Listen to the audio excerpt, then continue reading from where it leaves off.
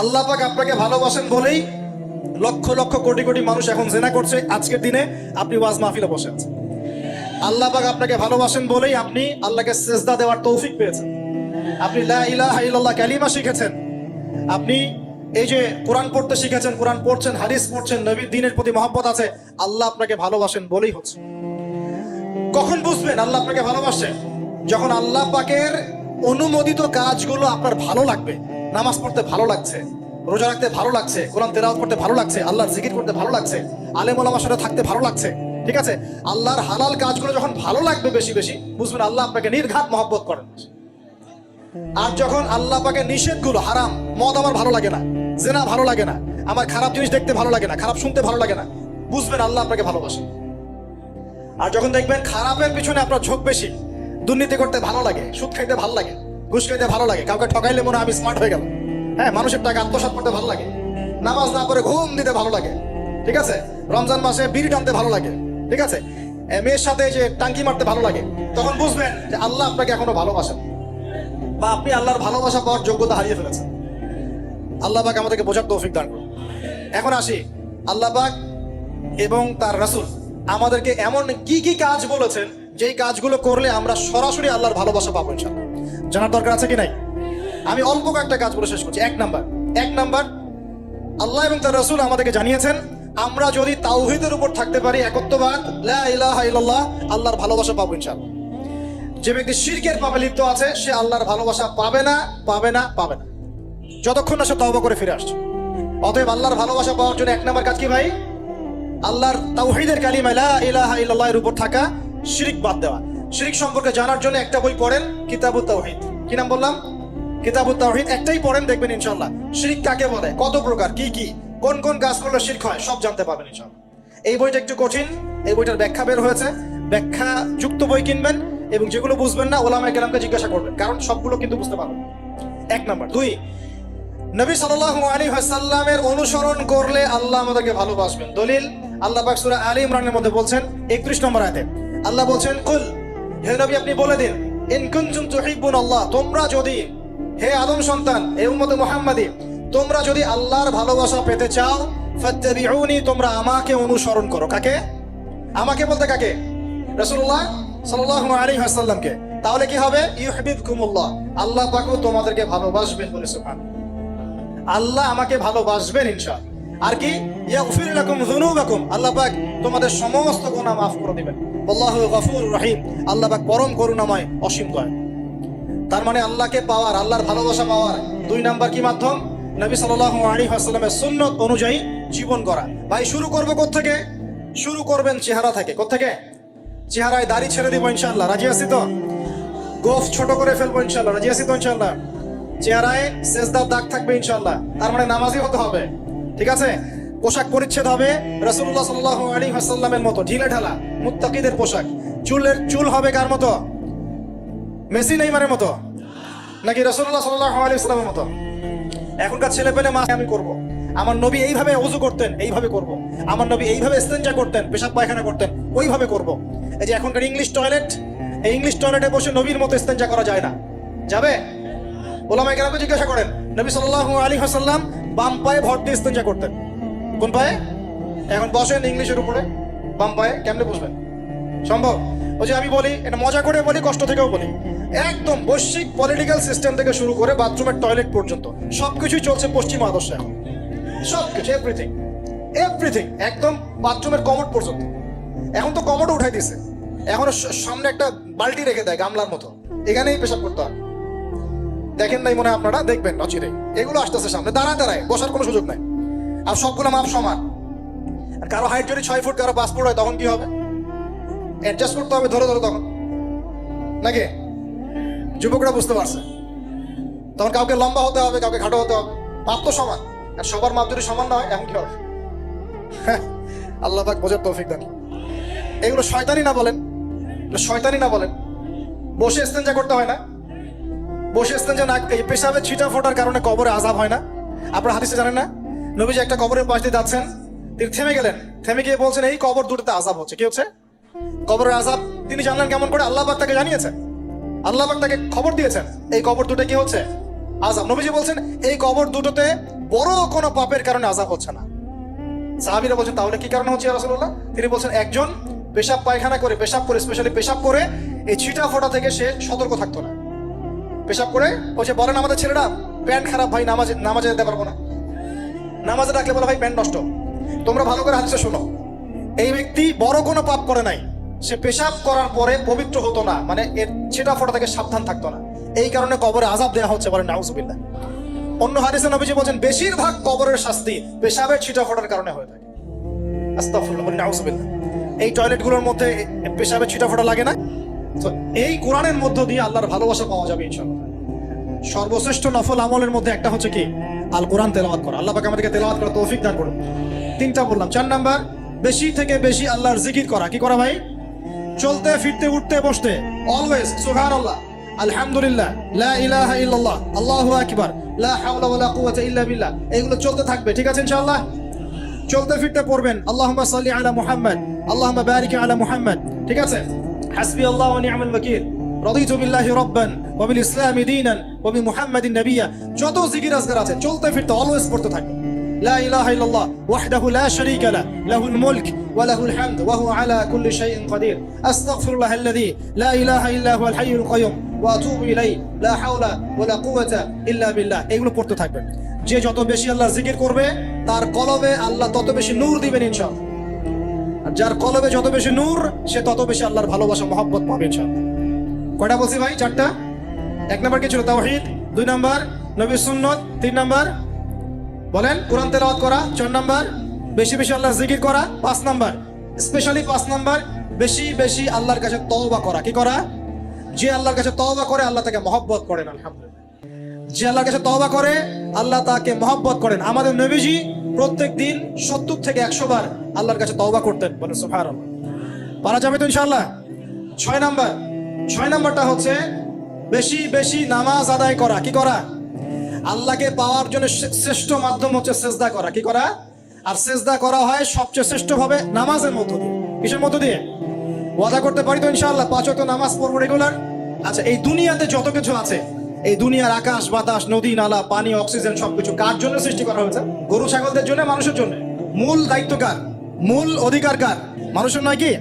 তাহলে এই পুরো বিষয়গুলো কি আল্লাহ পাকের ভালোবাসার বহিঃপ্রকাশ নয়? হ্যাঁ। আচ্ছা, এবার আসেন, আল্লাহ পাক আদম আলাইহিস সালামকে সৃষ্টি করে সমস্ত নাম শিক্ষা দিয়েছেন। এই যে নাম শিখানো মানে জ্ঞান শিখানো, এই জ্ঞান শিখানোটা কি আল্লাহর দয়া ভালোবাসা নিদর্শন নয়? একটু ধরাই দিচ্ছি আপনাদেরকে। এবার সামনে আসেন, আল্লাহ পাক ফেরেশতাদের সামনে তাকে উপস্থাপন করলেন, করে বললেন সব ফেরেশতা তোমরা যারা আছো সেজদা করো আদমকে। এই যে আমাদের পিতাকে সম্মানিত করা হচ্ছে, এটা কি ভালোবাসার বহিঃপ্রকাশ নয়? এবার আমাদের পিতাকে সম্মানিত করা হলো, ইবলিস সেজদা করলো না, সে কিয়াস করলো, বাতিল কিয়াস যুক্তি দিল আমি তার চেয়ে শ্রেষ্ঠ ইত্যাদি। আল্লাহ পাক ইবলিসকে অভিশপ্ত করলেন, আমাদের পিতা তাকে জান্নাতে রাখলেন। এই যে জান্নাতে রাখলেন, এটা কি আল্লাহ পাকের ভালোবাসা নয়? এবার আল্লাহ পাক আদম আলাইহিস সালামের পাঁজর থেকে সৃষ্টি করলেন তার স্ত্রী হাওয়া আলাইহিস সালামকে। ওই যে শুরুতে বলেছি স্রষ্টা একা থাকতে পারলেও সৃষ্টি কি পারবে? এই জন্য আদম আলাইহিস সালামের পাঁজর থেকে তার স্ত্রীকে সৃষ্টি করা হয়েছে, উভয়ের মাঝখানে ভালোবাসা দিয়ে দেওয়া হয়েছে। বলেন সুবহানাল্লাহ। এই জিনা ভালোবাসা নিদর্শন নয়, বিয়ে শাদী হচ্ছে ভালোবাসার নিদর্শন। আল্লাহ পাক বলেছেন সূরা রুমের মধ্যে, ওয়াজআলা বাইনাহুমা মাওয়াজ্জাতা ওয়া রাহমা, আমি আল্লাহ স্বামী স্ত্রীর মধ্যে ভালোবাসা এবং হৃদ্যতা সৃষ্টি করে দিয়েছি। বলেন সুবহানাল্লাহ। তার মানে এই হারাম সম্পর্ক যেটা দেখছেন এটা হলো একটা জিনার পথ। আর যখন আমরা হালাল ভাবে বিয়ে শাদী করবেন, আপনারা করবেন, তখন দেখবেন আল্লাহ পাকের পক্ষ থেকে ভালোবাসা সৃষ্টি হয়ে যাবে ইনশাআল্লাহ। অতএব ওয়াদা করতে পারি তো আল্লাহর কাছে নিজের চরিত্রকে পবিত্র রাখবো ইনশাআল্লাহ, হারাম কোনো সম্পর্কে যাবো না ইনশাআল্লাহ, কোনো সহি প্রেমেও যাবো না ইনশাআল্লাহ। এটা সহি প্রেম আবার কি জিনিস? দিনী ভাই দিনী বোনের মধ্যে এখন প্রেম চলে, এগুলো হয় না মাঝে মাঝে? এগুলোও বন্ধ, এগুলো বন্ধ করতে হবে। হালাল উপার্জনের সোর্স হয়ে গেলেই দিনদার মেয়ে দেখে বিয়ে করে ফেলবেন ইনশাআল্লাহ তাআলা। অন্য কোনো পথে যাবেন না, কোনো হারাম পথে যাবেন না। ওয়াদা করেন ইনশাআল্লাহ? রাজি আছেন তো ইনশাআল্লাহ? আল্লাহ কবুল করুন, আমিন। আর বিয়ের সময় অবশ্যই দিনদারিতা দেখবেন, অন্য কিছু না। অন্য কিছু পরে, দিনদারিতা আগে। দিনদারিতা আছে, নামাজ পড়ে, পর্দা করে, মাশাআল্লাহ সব দিক ঠিক আছে, তারপরে দেখবেন আপনি অন্য কিছু, তার আগে নয়। কথা ঠিক আছে? একইভাবে মেয়েদের ক্ষেত্রেও, যে আগে দেখবেন না ছেলে কত বড় চাকরি করে, ছেলের কত বড় বাড়ি আছে, গাড়ি আছে, এটা পরে। আগে দেখবেন ছেলে নামাজি কিনা, সুন্নত আছে কিনা, ইসলামের জন্য তার সফট কর্নার আছে কিনা, ইসলাম প্র্যাকটিস করে কিনা, এগুলো আগে দেখবেন। এগুলো না দেখলে কি হবে জানেন? বিয়ের 1 বছর 2 বছর পরেই বুঝতে পারবেন দুনিয়াটা জাহান্নাম হয়ে গেছে। না, দুনিয়াতেই তখন জাহান্নামের আযাবের স্বাদ ভোগ করতে হবে। না, আল্লাহ পাক আমাদেরকে হেফাজত করুন, আমিন। তো এই যে আল্লাহ পাক আদম আলাইহিস সালামের পাঁজর থেকে সৃষ্টি করলেন কাকে, এবং ভালোবাসা দিয়ে দিলেন উভয়ের মাঝখানে, এটা কি আল্লাহ পাকের দয়া নয়? আল্লাহ পাক ভালোবাসেন না? এবার দেখেন, গাছের কাছে যেতে নিষেধ করলেন, আমি কিন্তু শর্ট করে বলছি, গাছের কাছে যেতে নিষেধ করলেন, তোমরা জান্নাতে থাকো, খাও, যা ইচ্ছা করো, কিন্তু ওয়ালা তাকরাবা হাদিহি শাজারা, এই গাছের কাছেও যাবে না। একটা পরীক্ষা, জাস্ট একটা পরীক্ষা। এখানে কিন্তু বলা হচ্ছে গাছের কাছেও যাবে না, বলা হচ্ছে না যে গাছের ফল খাবে না। ঠিক যেমন আল্লাহ বলেছেন তোমরা জেনার কাছেও যাবে না, আল্লাহ পাক কিন্তু বলেন নাই জেনা করবে না, আল্লাহ পাক বলেছেন তোমরা জেনার কাছেও যাবে না। তো এখান থেকে আমরা এই হুকুমটার কঠোরতা বুঝতে পারি। তো প্রিয় ভাইরা, এখানে আমাদের পিতামাতা শয়তানের প্রলোভনে পড়ে গেলেন। কেন পড়লেন? শয়তান ওয়াসওয়াসা দিল যে আমি কি তোমাদেরকে এমন গাছের কথা বলে দিব যে গাছের কাছে গেলে বা যার ফল খেলে তোমরা চিরস্থায়ী জীবন পাবে এবং তোমরা ফেরেশতা হয়ে যাবে, এরকম কথা বলবো, এবং তোমরা কোনোদিন মরবে না। হাল আদুল্লুকা আলা শাজারাতিল খুলদি ওয়া মুলকিন লা ইয়াবলা, এই দুটো ওয়াসওয়াসা, চিরস্থায়িত্বের ওয়াসওয়াসা এবং অমরত্বের ওয়াসওয়াসা দিয়ে আমাদের পিতামাতাকে নিয়ে গেল। এখন আমাদের পিতামাতা কি ফল খেয়েছিলেন কি খান নাই? আচ্ছা, এখন আল্লাহ পাকের দৃষ্টিতে অন্যায় হয়েছে কিনা? এরপরে আমাদের পিতামাতা কি করলেন? বললেন রব্বানা যালামনা আনফুসানা ওয়া ইল্লাম তাগফির লানা ওয়া তারহামনা লানাকুনান্না মিনাল খাসিরিন। এই যে দোয়াটা তারা করলেন, এই দোয়াটা করার পরে আল্লাহ পাক কি তাদেরকে মাফ করে দিয়েছেন কি দেন নাই? বলেন, কথা বলেন। আল্লাহ পাক মাফ করে দিয়েছেন কি দেন নাই? এই যে অন্যায় করার পরেও আল্লাহ যে ক্ষমা করে দেন, মানে গুনাহ করার পরেও যে আদম সন্তানকে আল্লাহ পাক মাফ করে দেন, এটা কি আল্লাহ পাকের রহমত, দয়া কি নয়? আচ্ছা, এটা আল্লাহ পাকের নিদর্শন ছিল ভালোবাসার। এরপর আল্লাহ পাক দুনিয়াতে পাঠিয়ে দিলেন, কারণ এটা পরীক্ষা, দুনিয়াটা পরীক্ষার জায়গা, পরীক্ষা দিচ্ছি আমরা এখানে। এখন পরীক্ষার ক্ষেত্রে কি আল্লাহ পাক আমাদেরকে একা ছেড়ে দিয়েছেন? আল্লাহ পাক কি আমাদেরকে একা ছেড়ে দিয়েছেন? না, আল্লাহ পাক দুনিয়াতে পাঠিয়ে আমাদেরকে গাইডলাইন দিয়েছেন কিনা, কিভাবে চলতে হবে, কি করা যাবে কি করা যাবে না, কিভাবে চলবো কিভাবে চলবো না। আল্লাহ পাক কি ওহী নাজিল করেছেন কিনা? এই ওহী নাজিল করাটা কি আল্লাহ পাকের রহমত কিনা, আল্লাহ পাকের দয়া কিনা, ভালোবাসা কিনা? আল্লাহ পাক কি একা ছেড়ে দিয়েছেন না নবী রাসূল পাঠিয়েছেন? এই যে নবী রাসূলদেরকে পাঠিয়েছেন, এই নবী রাসূলগণ কি আল্লাহর পক্ষ থেকে রহমত কিনা? বলেন, না হলে আমরা কি করতাম? দুনিয়াতে কেমন করে চলতাম, কিভাবে পথ খুঁজে পাইতাম, কেমন করে ইবাদত করতাম, আমরা কি জানতে পারতাম? আল্লাহ পাক রহম করে, ভালোবেসে, দয়া করে নবী রাসূল পাঠিয়েছেন, আসমানি কিতাব পাঠিয়েছেন, বলেন সুবহানাল্লাহ। এখন এই নবীদের সিলসিলায় আল্লাহ পাক যে সর্বশেষ নবী মুহাম্মদ সাল্লাল্লাহু আলাইহি ওয়াসাল্লামকে পাঠিয়েছেন, এইটা দয়া কিনা? এটা আল্লাহ পাকের দয়া নয়? আল্লাহ পাকের রহমত নয়? আল্লাহ পাক কি বলেন নাই যে তিনি হচ্ছেন রাহমাতুল লিল আলামিন, তিনি পুরো বিশ্ব জগতের রহমত নয় কি? আচ্ছা, এখন আমাদেরকে যে আল্লাহ পাক নবী মুহাম্মদ সাল্লাল্লাহু আলাইহি ওয়াসাল্লামের উম্মত বানালেন, এটা কি আরো বড় রহমত কিনা? বলেন তো। জান্নাতে যাবে 120 কাতার মানুষ। কত কাতার? 120 কাতার মানুষ ইন টোটাল জান্নাতে যাবে। তার মধ্যে উম্মতে মুহাম্মাদের কত কাতার জানেন? 80 কাতার। কত কাতার? বলেন সুবহানাল্লাহ। তাহলে এটা কি আল্লাহ পাকের দয়া নয়? আল্লাহ আমাদেরকে ভালোবাসেন না? আচ্ছা, আল্লাহ পাক যে আমাদের কাছে তাওরাত, জাবুর, ইনজিল না পাঠিয়ে আল কোরআনের মতো কিতাব পাঠিয়েছেন, যে কিতাবের সমস্ত সমাধান আছে, এটা আল্লাহ পাকের রহমত, দয়া নয়, ভালোবাসা নয়? আচ্ছা, এখন আল্লাহ পাক দুনিয়াতে চলার জন্য আমাদেরকে জীবন দিয়েছেন, হায়াত দিয়েছেন, সুস্থতা দিয়েছেন, পরিবার দিয়েছেন, আমাদের ব্যবসা বাণিজ্য দিয়েছেন, আমাদের স্ত্রী সন্তান দিয়েছেন, আমাদেরকে চলাফেরা করার ক্ষমতা দিয়েছেন। একটা চোখ নষ্ট হয়ে গেলে বুঝতে পারে মানুষ যে কত কষ্ট হচ্ছে, একটা পা না থাকলে বুঝতে পারে কত কষ্ট হচ্ছে। এই করোনার সময় যারা শ্বাস নিতে পারে নাই, তাদের কত কষ্ট হয়েছে। সুস্থ আছি, সুন্দর আছি, পরিবার আছে, আল্লাহ রিজিক দিচ্ছেন, 3 বেলা খাওয়াচ্ছেন, কাপড় দিচ্ছেন, শিক্ষার ব্যবস্থা করছেন, ইবাদত করার সুযোগ দিচ্ছেন, গুনাহ করলেও আবার মাফ করে দিচ্ছেন। এই সব কিছুকে আল্লাহ পাকের ভালোবাসা নয়? এই ভালোবাসাগুলো কি নিঃস্বার্থ ভালোবাসা না স্বার্থ ভিত্তিক ভালোবাসা? এই আল্লাহ পাকের কোনো স্বার্থ আছে?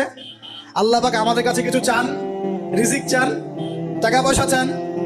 আল্লাহ পাকের যদি ইবাদত করে আমরা ছেড়ে দেই, আল্লাহর কোনো ক্ষতি হবে? আমরা ইবাদত করে ভাসিয়ে ফেললাম, আল্লাহর কোনো লাভ আছে? আল্লাহ পাকের শক্তি কি আরো বেড়ে যাবে না কমবে? নাকি যেমন আছে তেমনই থাকবে? আল্লাহ রাব্বুল আলামিনের শান শওকত কি আরো বেড়ে যাবে, নাকি আল্লাহ পাকের শান শওকত কমে যাবে? আল্লাহ রাব্বুল আলামিন যেমন, আল্লাহ পাক তেমনই থাকবেন, তাই নয় কি? আল্লাহ পাকের যে বিশাল খাজানা আছে, আমরা যদি ইবাদত করে ভাসিয়ে ফেলি, খাজানা কি বেড়ে যাবে? আমরা যদি সবাই ইবাদত করা ছেড়ে দেই, খাজানা কমে যাবে? আল্লাহ পাকের কোনো স্বার্থ আছে আমাদের ভালোবাসা? কোনো স্বার্থ নাই। তাহলে আল্লাহ পাক এই পুরো বিশ্ব জগৎ সৃষ্টি করেছেন নিঃস্বার্থভাবে, তার স্বার্থ ছাড়া এত অসংখ্য নেয়ামতে আমাদেরকে ভর্তি করে রেখেছেন আমাদের স্বার্থে, তার কোনো স্বার্থ নাই? কোনো স্বার্থ আছে? এই পরীক্ষায় পাশ করলে আমরা আবার জান্নাতে যাবো ইনশাআল্লাহ।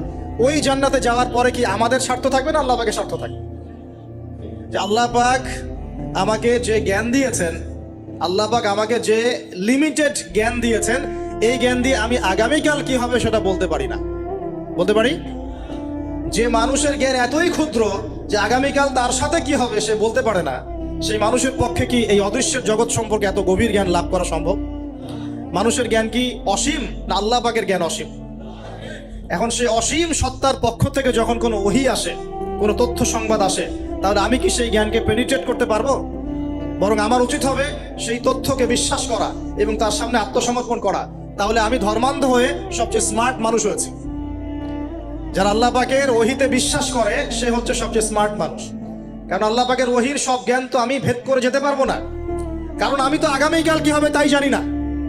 আগামীকাল কি হবে তাই যে জানে না, সে কিভাবে পরকালের জীবনকে ব্যাখ্যা করবে?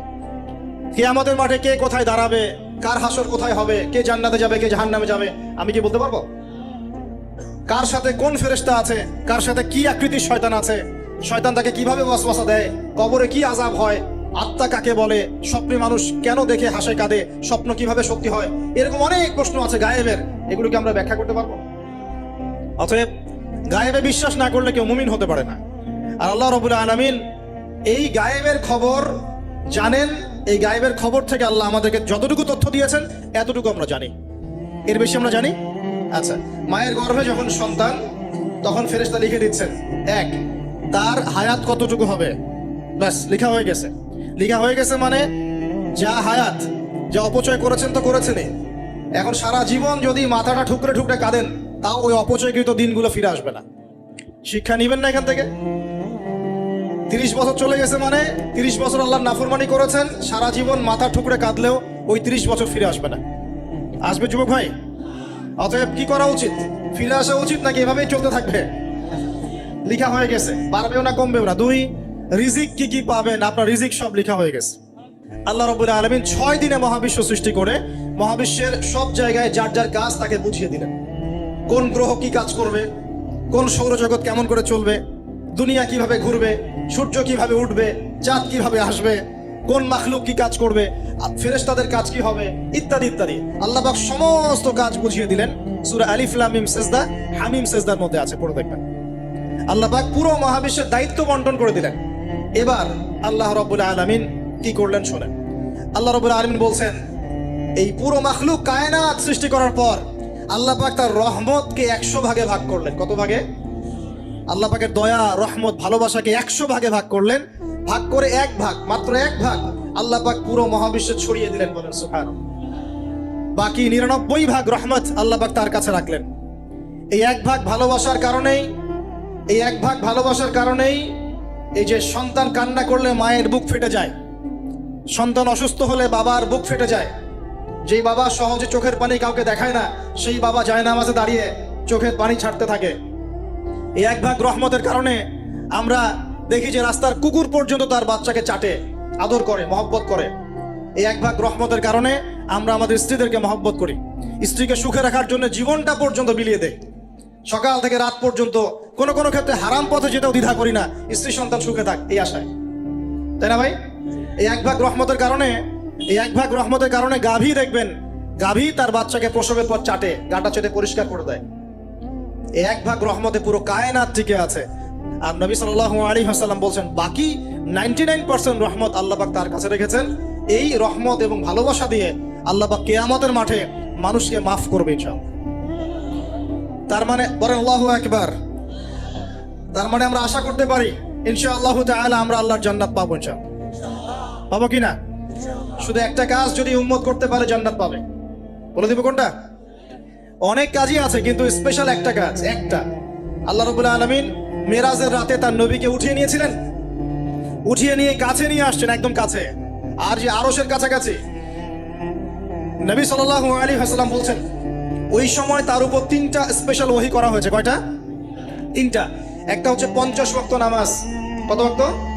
এটা কমতে কমতে কমতে কত ওয়াক্ত হয়েছে? 5। 5কেও কমানোর জন্য কোন নবী বলছিলেন? মুসা আলাইহিস সালাম বলছেন পাঁচও পারবে না, কমাই নিয়ে আসেন। পাঁচও যে পারবে না, মুসা আলাইহিস সালাম কেমন করে জানলেন? তার উম্মত 2 ওয়াক্ত নামাজ পড়ে। কয় ওয়াক্ত নামাজ ফরজ ছিল? ওই 2 ওয়াক্ত তার আদায় করতে পারে নাই। এই অভিজ্ঞতা থেকে তিনি বলেছেন যে আপনার উম্মত 5 ওয়াক্ত পারবে না। সত্যি না মিথ্যা কথাটা? আসলেই কি উম্মত 5 ওয়াক্ত নামাজ পড়তে পারছে? আচ্ছা, যাই হোক, আল্লাহ পাক আমাদেরকে পড়ার তৌফিক দান করুন। দ্বিতীয় ওহী হচ্ছে সূরা বাকারার শেষের 3টা আয়াত। কয় আয়াত? সূরা বাকারার শেষের 3 আয়াত ওহী করেছেন কে? আল্লাহ রাব্বুল আলামিন। কোন ব্যক্তি যদি রাতের বেলা সূরা বাকারার শেষের 3টা আয়াত পড়ে সারা রাত ইবাদত করার নেকি পাবে ইনশাআল্লাহ। আর 3 নাম্বারটা হচ্ছে স্পেশাল, সেটা হচ্ছে আল্লাহ পাক বলেছেন, হে মুহাম্মদ সাল্লাল্লাহু আলাইহি ওয়াসাল্লাম, বলেন সাল্লাল্লাহু আলাইহি ওয়াসাল্লাম, তোমার উম্মতের কোনো ব্যক্তি যদি আসমান জমিনের সমান গুনাহ নিয়ে আমার সামনে দাঁড়ায়, আসমান জমিন সমান গুনাহ নিয়ে আমার সামনে দাঁড়ায়, কিন্তু আমার সাথে শিরকের পাপ নাই, আমার সাথে কোনো শিরকের পাপ করে নাই, ইনশাআল্লাহ আমি আল্লাহ তার সামনে আসমান জমিন সমান ক্ষমা নিয়ে হাজির হব ইনশাআল্লাহ। তার মানে আমরা যদি ইনশাআল্লাহ তাআলা শিরকের পাপ থেকে দূরে থাকতে পারি, ইনশাআল্লাহ আশা করা যায় আমরা আল্লাহর সন্তুষ্টি পাবো ইনশাআল্লাহ। এরপর আল্লাহ রাব্বুল আলামিন কি করলেন? আল্লাহ রাব্বুল আলামিন পুরো মহাবিশ্ব সৃষ্টি করে সব দায়িত্ব ভাগ করে দিলেন। ভাগ করে দেওয়ার পরে আল্লাহ পাক জান্নাত জাহান্নাম সৃষ্টি করেছেন কিনা? আচ্ছা, জান্নাত এবং জাহান্নাম কার কার জন্য সৃষ্টি করেছেন বলেন? জিন আর মানুষ। আচ্ছা, এখন জান্নাতের চেয়ে কি শান্তির কোনো জায়গা আছে? আচ্ছা, এই জান্নাত কার জন্য সৃষ্টি করেছেন? জিন আর মানুষ। আচ্ছা, তাহলে আল্লাহ পাক মানব জাতিকে ভালোবাসেন কিনা? ভালোবাসেন কিনা? আপনি যখন কাউকে ভালোবাসবেন তাকে সবচেয়ে সুন্দর গিফট দিতে চাইবেন কিনা? তার জন্য সবচেয়ে ভালোটা কিনতে চাইবেন কিনা? আল্লাহ পাক জান্নাত তৈরি করেছেন কাদের জন্য? আমাদের জন্য। তার মানে আল্লাহ পাক আমাদেরকে ভালোবাসেন কিনা? অবশ্যই বাসেন। খেয়াল করে দেখেন, আত্মীয়তার সম্পর্ক আপনি বজায় রাখবেন। মনে রাখবেন, আমি বারবার একটা কথা বলেছি আপনাদের ওয়াজ মাহফিলে, যে পৃথিবীতে যে কাজই করবেন আল্লাহর সন্তুষ্টির জন্য করবেন। আত্মীয়তার সম্পর্ক বজায় রাখবেন আল্লাহর সন্তুষ্টির জন্য, তাদের কাছে কিছু পাওয়ার আশায় না। যখনই আপনি কারো কাছে কিছু পাওয়ার আশা করবেন আপনি কষ্ট পাবেন। যখনই কারো কাছে কিছু পাওয়ার আশা করবেন আপনি কষ্ট পাবেন। কারো কাছে এত বেশি পাওয়ার আশা করবেন না। কার কাছে পাওয়ার আশা করবেন? আল্লাহর কাছে, যে আমি এই কাজটা করছি, আল্লাহ আমাকে পুরস্কার দিবে ইনশাআল্লাহ। আমি আত্মীয়তার সম্পর্ক বজায় রাখছি কেন? আল্লাহর কাছে রিজিকে বরকতের আশায়, আল্লাহর সন্তুষ্টির জন্য। মনে রাখবেন প্রিয় ভাইয়েরা, আমল কবুল হওয়ার শর্ত মোটামুটি 3টা। কয়টা? 1 নাম্বার, আমলগুলো হতে হবে আল্লাহর সন্তুষ্টির জন্য। 1। 2 নাম্বার, আমলটা হতে হবে রাসূলুল্লাহ সাল্লাল্লাহু আলাইহি ওয়াসাল্লামের পদ্ধতিতে, অন্য কারো পদ্ধতিতে নয়। 3 নাম্বার, আমলটা করার জন্য আপনার রিজিকটা হতে হবে হালাল। হারাম রিজিকের আমল আল্লাহর কাছে কবুল হয় না। আল্লাহ পাক আমাদের সবাইকে হালাল রিজিকের ব্যবস্থা করে দিন এবং রিজিকটাকে প্রশস্ত করুন, আমিন। তো রিজিক লেখা হয়ে গেছে 2। 3 নাম্বার লেখা হয়ে গেছে এ ব্যক্তি কি কি কাজ করবে দুনিয়ায়, এ ব্যক্তি দুনিয়ায় কি কি কাজ করবে সব লেখা হয়ে গেছে। এখন যদি একটা চোর বলে যে আল্লাহ পাক আমার তাকদিরে লিখেছিলেন যে আমি চুরি করব, তাই আমি চুরি করেছি। এখন যদি একজন ধর্ষক বলে আল্লাহ আমার তাকদিরে লিখেছিল যে আমি ধর্ষণ করব, তাই ধর্ষণ করেছি। এখন যদি যারা এই জনগণের কিছু সম্পদ আত্মসাৎ করে খেয়ে ফেলছে তারা যদি বলে আল্লাহ তাকদিরে লিখছিলেন জন্যই দুর্নীতি করেছি, তাহলে কথাটা কি হবে? গ্রহণযোগ্য হবে? এখন যদি দলিল দেয় তাকদিরে তো লেখা ছিল। এই আকীদাটার নাম হচ্ছে জাবারিয়া আকীদা। কি আকীদা? জাবারিয়া। এমন একজন ব্যক্তি উমর রাদিয়াল্লাহু আনহুর দরবারে এসেছিল, চোর চুরি করেছে, ধরা পড়েছে। উমর রাদিয়াল্লাহু আনহু বলেছেন হাত কেটে ফেলো। তখন সে বলছে যে আমার হাত তো কাটা যাবে না, কেন? আল্লাহ পাক তাকদিরে লিখেছেন আমি চুরি করব, তাই চুরি করেছি। তো উমর রাদিয়াল্লাহু আনহুর সামনে এই কথাটা বলেছে। আর উমর রাদিয়াল্লাহু আনহু কি বিচক্ষণ মানুষ ছিলেন না বোকাশোকা ছিলেন? বলেন, তার মতো শাসক পাওয়া যাবে? তার মতো আরো একজন শাসক আসবে ইনশাআল্লাহ পৃথিবীতে। তার নাম কি? নবী ঈসা আলাইহিস সালাম, ইনশাআল্লাহ তাআলা।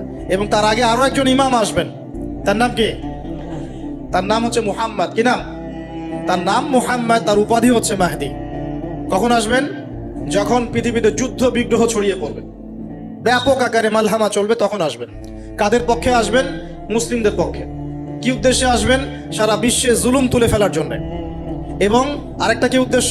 ওই জেরুজালেম উদ্ধার করার জন্য। কোন জেরুজালেম? যেটা এখন ইহুদিরা দখল করে আছে। চারপাশে আরবরা মাঝখানে কেমন করে দখল করে আছে? আরবদেরকে হাতের মুঠোয় নিয়ে নিয়েছে। এই কারণে মুনাফিকদের উপর টিকে আছে সে, এবং তার পশ্চিমা মিত্রদের উপর টিকে আছে। ঈসা আলাইহিস সালাম কেন আসবেন? এই জায়গাটা পুনরুদ্ধার করার জন্য। ঈসা আলাইহিস সালাম কি পরাজিত হবেন না বিজয়ী হবেন? কত বছর বিশ্ব শাসন করবেন? 40 বছর। এগুলো হবে বিশ্বে, এগুলো হওয়া এখনো বাকি আছে। আরো কি হবে? মুসলিমরা কনস্ট্যান্টিনোপল আবার জয় করবে। এই কনস্ট্যান্টিনোপলের মধ্যে ফিতনা দেখা দিবে অচিরেই, মুসলিমরা ওইটা আবার দখল করবে ইনশাআল্লাহ তাআলা। আরো কি হবে বললাম, ভূমিকম্পের বছরগুলো আসবে সামনে, এবং মুতায়নুন শাদীদ, মহামারীও আসবে। আরো কি, বড় বড় 3টা ভূমিকম্প বাকি আছে এখনো। আগে বলেছি লেকচারে, একটা পৃথিবীর পূর্বে, একটা পশ্চিমে, একটা মাঝখানে। এগুলো এখনো বাকি আছে। বিশ্বে অনেক কিছু হওয়া এখনো বাকি আছে। এখন যা দেখছি এগুলোই সব না, এগুলো চলে যাবে। সময় কি হবে? চলে যাবে। আরো নতুন সময় আসবে ইনশাআল্লাহ তাআলা। আমাদের দায়িত্ব কি? আমাদের দায়িত্ব পরিস্থিতি বুঝে দিন ধরে রাখা, আমল করা এবং মানুষকে দিনের দিকে আহ্বান করা। আমরা যদি দায়িত্ব পালন না করি তাহলে কি হবে? আল্লাহ পাক আমাদেরকে সরিয়ে দিয়ে নতুন কওম নিয়ে আসবেন। আল্লাহ পাক সূরা মুহাম্মাদে বলেছেন, ওয়া ইন তাতাওয়াল্লাউ, তোমরা যদি মুখ ফিরিয়ে নাও, ইয়াস্তাবদিল কওমান গায়রাকুম, আল্লাহ পাক নতুন কওমকে তোমাদের জায়গায় স্থলাভিষিক্ত করবেন। সুম্মা লা ইয়াকুনু আমসালাকুম, তারা তোমাদের মতো হবে না, মানে আমাদের মতো অপদার্থ হবে না। উম্মার বিজয়ের শর্ত কি? আল্লাহ সূরা মুহাম্মাদেই বলেছেন, ইন তানসুরুল্লাহা ইয়ানসুরুকুম, তোমরা আল্লাহর দ্বীনকে সাহায্য করো তবেই আল্লাহ তোমাদেরকে সাহায্য করবে। ওয়া ইউসাব্বিত আকদামাকুম, তোমাদের পা আল্লাহ দৃঢ় করে রাখবেন। আমরা আল্লাহকে সাহায্য না করলে আল্লাহ পাক আমাদেরকে সাহায্য করবেন না। সিম্পল। আল্লাহ পাক সূরা রা'দের মধ্যে বলেন, ইন্নাল্লাহা লা ইউগাইয়িরু মা বিকওমিন হাত্তা ইউগাইয়িরু মা বিআনফুসিহিম, আল্লাহ পাক কোন কওমের অবস্থা ততক্ষণ পরিবর্তন করেন না যতক্ষণ না সেই কওম তার নিজের অবস্থার পরিবর্তনের চেষ্টা করে। তাহলে আমাদের পরিবর্তন কেন হচ্ছে না? কারণ আমরা নামাজ ছেড়ে দিয়েছি। 90% মুসলিমের দেশে কত পার্সেন্ট নামাজ পড়ে চিন্তা করে দেখবেন। আমরা কোরআন ছেড়ে দিয়েছি। 90% মুসলিমের দেশে কত পার্সেন্ট বিশুদ্ধ করে কোরআন তেলাওয়াত করতে পারে একটু খোঁজ নিয়ে দেখবেন। কোরআন শুমারি করে দেখেন, নামাজ শুমারি করে দেখেন, তাহলে বুঝতে পারবেন।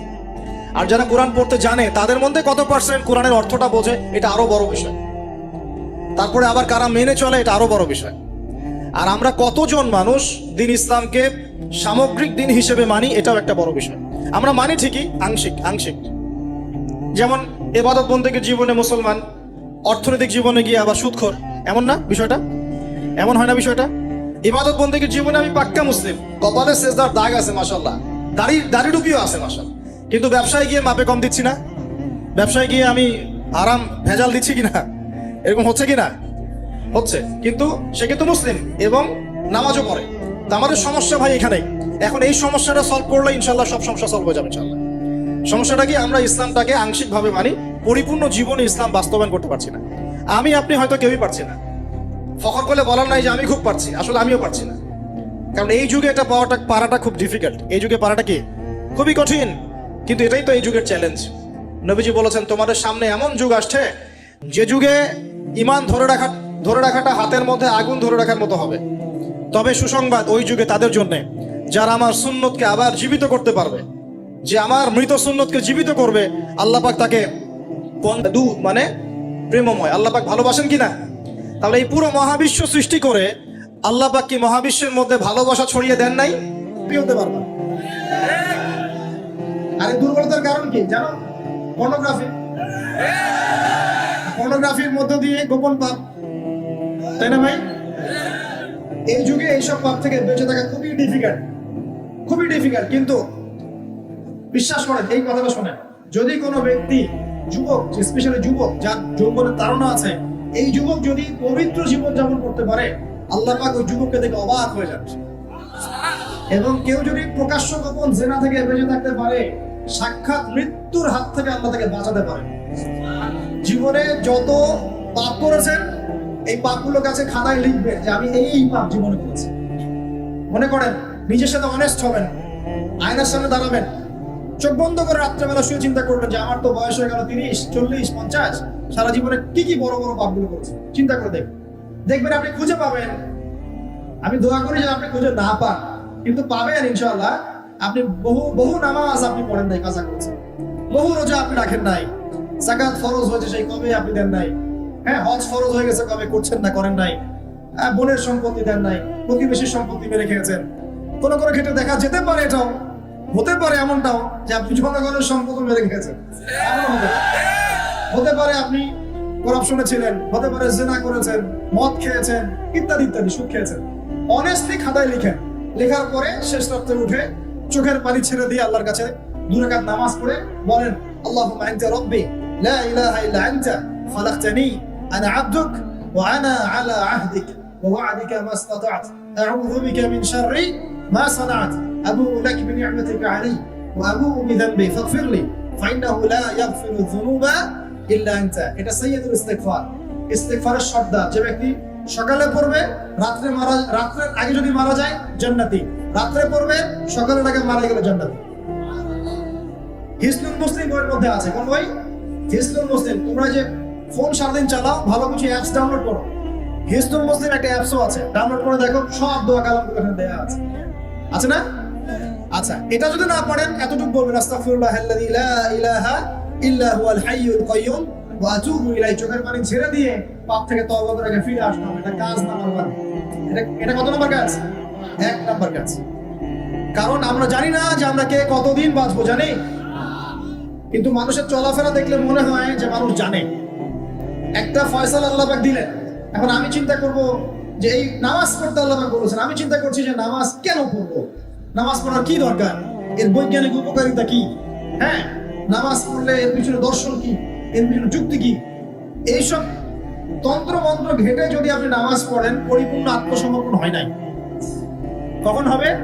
আল্লাহ বলেছেন সামি'না আতা'না, আল্লাহ বলেছেন না নামাজ পড়তে 5 ওয়াক্ত, বাস নামাজ।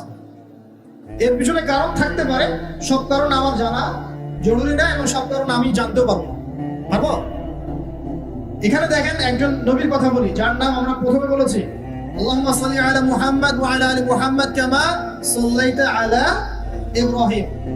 নবী মুহাম্মদ সাল্লাল্লাহু আলাইহি ওয়াসাল্লামের নামের সাথে ইব্রাহিম আলাইহিস সালামের নাম কেন, অন্য নবীর নাম নয় কেন? প্রশ্ন করতে হবে না? কারণ হচ্ছে নবী সাল্লাল্লাহু আলাইহি ওয়াসাল্লামের জীবনের যে ধারা এবং ইব্রাহিম আলাইহিস সালামের জীবনের ধারা কিন্তু হুবহু একই রকম। শুধু নবী সাল্লাল্লাহু আলাইহি ওয়াসাল্লাম শেষে গিয়ে মক্কা থেকে পুরো জাজিরাতুল আরবে ইসলামিক খিলাফা কায়েম করেছিলেন। ইব্রাহিম আলাইহিস সালাম ওই সময়টা হয়তো পার নাই। That's all. এখন দেখেন ইব্রাহিম আলাইহিস সালাম সম্পর্কে আল্লাহ পাক কি বলছেন? আল্লাহ পাক বলছেন ইয ক্বালা লাহু রাব্বুহু আসলিম ক্বালা আসলামতু লিরাব্বিল আলামিন। আল্লাহ পাক যখনই ইব্রাহিমকে বলেছেন আলাইহিস সালাম আত্মসমর্পণ করো, ইব্রাহিম আলাইহিস সালাম আত্মসমর্পণ করেছেন, বলেছেন আসলামতু লিরাব্বিল আলামিন, আমি জগৎ সমূহের প্রতিপালকের সামনে আত্মসমর্পণ করলাম। একটা মিসাল দিচ্ছি, তার সন্তানকে জবাই করতে বলেছিলেন, মনে আছে? সন্তান বলেছিল যে ইয়া আবাতি ফাআল মা তু'মার, হে আমার আব্বা, আপনাকে যে আদেশ করা হয়েছে আপনি তাই করেন। সাতাজিদুনি ইনশাআল্লাহু মিনাস সাবিরিন, ইনশাআল্লাহ আপনি আমাকে ধৈর্যশীল পাবেন। ইব্রাহিম আলাইহিস সালাম জবাই করার আগে কি আল্লাহকে প্রশ্ন করেছিলেন যে এর পিছনে যুক্তি কি, এর পিছনে দর্শন কি, এর পিছনে বিজ্ঞান কি? নাকি আল্লাহ আদেশ করেছেন, বাস করেছেন? কোনটা? আল্লাহ পাক আদেশ করেছেন, চোখ বন্ধ করে কাজ করতে গিয়েছেন। এবং এই নবীকে আল্লাহ পাক বলছেন হুয়া সাম্মাকুমুল মুসলিমিন, তিনি তোমাদের নাম দিয়েছেন মুসলিম। তাহলে প্রথম মুসলিম কে পাচ্ছি আমরা এখানে? প্রথম সারির মুসলিম কে পাচ্ছি? ইব্রাহিম আলাইহিস সালাম, যিনি আল্লাহ আদেশ আসলেই বাস্তবায়ন করতে চলে যান। এর নাম প্রকৃত মুসলিম, আত্মসমর্পণ করা। আমরা কি সবকিছুর সামনে আত্মসমর্পণ করতে পারছি? যদি পারতাম তাহলে ইবাদত বন্দেগীর জীবনে পাক্কা মুসল্লি হয়ে অর্থনৈতিক জীবনে পাক্কা সুদখোর কেন হচ্ছে? আমরা নামাজ পড়ি না? নামাজ 5 ওয়াক্ত করি মাশাআল্লাহ, কিন্তু ব্যবসা করতে গিয়ে মাপে কম কেন দেই? ব্যবসা করতে গিয়ে আমি মজুদদারি কেন করি? আমি অন্যকে কেন ঠকাই? কেন ভেজাল মিশাই? পণ্যের সাথে ভেজাল কেন মিশাই? অর্থনৈতিক জীবনে গিয়ে আমি সুদ কেন খাই? ঘুষ কেন নিব? দুর্নীতি কেন করব যখন আমি 5 ওয়াক্ত নামাজ পড়ি? তার মানে কি জানেন? তার মানে আমরা এই আয়াতের উপর আমল করতে পারি নাই। কোন আয়াত? আল্লাহ পাক বলেন উদখুলু ফিস সিলমি কাফা, তোমরা পরিপূর্ণরূপে ইসলামে প্রবেশ করো। এটা আয়াত আমল হয়েছে? কখন পরিপূর্ণ প্রবেশ হবে? যখন জীবনের প্রতিটা ক্ষেত্রেই আমরা ইসলাম পালন করতে পারব। ইসলামকে শুধু ইবাদত বন্দেগীর জীবনেই, খালি নামাজ রোজা হজ জাকাতের নামে কি ইসলাম? ব্যবসা ইসলাম নাই, পরিবারে নাই, অর্থনীতির মধ্যে নাই, রাজনীতির মধ্যে তো নাই। এটাতে থাকার দরকার নাই। এটা আমরা যা ভালো বুঝি তাই। এখানে ইসলামের হেদায়েতের দরকার নাই। এখানে পশ্চিমে অনেক তন্ত্র আছে, সেকুলারিজম আছে, ডেমোক্রেসি আছে, কমিউনিজম আছে। ইসলামের প্রয়োজন আছে? কোনো দরকার নাই। এটা আমরা মুখে বলি ঠিকই, কিন্তু আসলে বাস্তবায়ন কি করা সম্ভব হয়? 100% হয় না, কিন্তু হবে ইনশাআল্লাহ। কবে হবে? যখন ইমামুল মাহদি আসবেন ইনশাআল্লাহ। কবে হবে? যখন ঈসা ইবনে মারইয়ামকে আল্লাহ আবার পড়াবেন ইনশাআল্লাহ। তখন আমি একটা ভবিষ্যৎবাণী বলে যাই, এটা আমার ভবিষ্যৎবাণী না। কে বলেছেন? রাসূলুল্লাহ সাল্লাল্লাহু আলাইহি ওয়াসাল্লাম। কিয়ামত হবে না যতক্ষণ পর্যন্ত না ঈসা ইবনে মারইয়ামকে আল্লাহ পাক পাঠাচ্ছেন এবং তিনি একজন ন্যায়পরায়ণ শাসক হবেন, যিনি 40 বছর এই বিশ্বে ন্যায় বা শান্তি প্রতিষ্ঠা করবেন। কে বলেছেন এটা? মুহাম্মদ সাল্লাল্লাহু আলাইহি ওয়াসাল্লাম। কোথা থেকে শাসন পরিচালনা করবেন? বাংলাদেশ থেকে? উত্তর না, কোথা থেকে? যেই জায়গাটার মানে আমাদের মালিকানার জায়গা, সেখান থেকে আমাদের মুসলিম ভাই বোনদেরকে আজকে নির্মম নির্যাতন করে বের করে দিয়েছে না, ওই জেরুজালেম থেকে ইনশাআল্লাহ তাআলা তিনি সারা বিশ্বে ইসলাম প্রতিষ্ঠা করবেন। ইনশাআল্লাহ বিশ্বাস করেন? এটা সত্য কথা। এখনকার অবস্থা থেকে বোঝা যায়। এখন তো মনে হচ্ছে ইসলামের সাথে বিশ্বের শাসনের সাথে মুসলিমদের কোনো সম্পর্কই নেই, তাই মনে হয় না? কিন্তু এমনটা থাকবে না ইনশাআল্লাহ। বিশ্বাস করেন, এমনটা থাকবে না। হয়তো আমি অপদার্থ একজন মানুষ, আমি অপদার্থ, হয়তো আমরা অনেকে অপদার্থ, আমাদের দ্বারা হচ্ছে না, কিন্তু আল্লাহ পাক এমন একটা প্রজন্ম নিয়ে আসবেন ইনশাআল্লাহ, যারা আল্লাহ পাকের জমিনে আল্লাহর দিনটা প্রতিষ্ঠা করবে ইনশাআল্লাহ। দিন পালন আর প্রতিষ্ঠা এক জিনিস নয়। প্রতিষ্ঠা মানে হচ্ছে কাঁচা পাকা সমস্ত বাড়ির মধ্যে কালিমা লা ইলাহা ইল্লাল্লাহ প্রবেশ করবে ইনশাআল্লাহ। এমনটাও হাদিস এসেছে, একটা কাঁচা বাড়ি বাদ থাকবে না, একটা পাকা বাড়িও বাদ থাকবে না যেখানে আল্লাহ পাক তাওহীদের কালিমা লা ইলাহা ইল্লাল্লাহ প্রবেশ করাবেন না। আমরা কি ইসলামের এই বিজয় চাই? সত্যি চাই তো? তাহলে আজকে অ্যালার্ম দিব আর রাত্রেবেলা খেলা দেখতে উঠে যাবো ইনশাআল্লাহ, নাকি ভাই?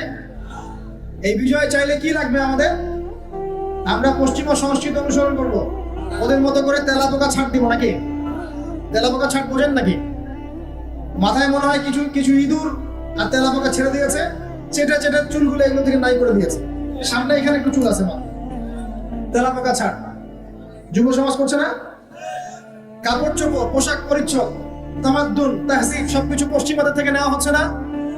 সংস্কৃতি নেওয়া হচ্ছে না? আজে বাজে সুদ ঘুষের সংস্কৃতি চলছে না?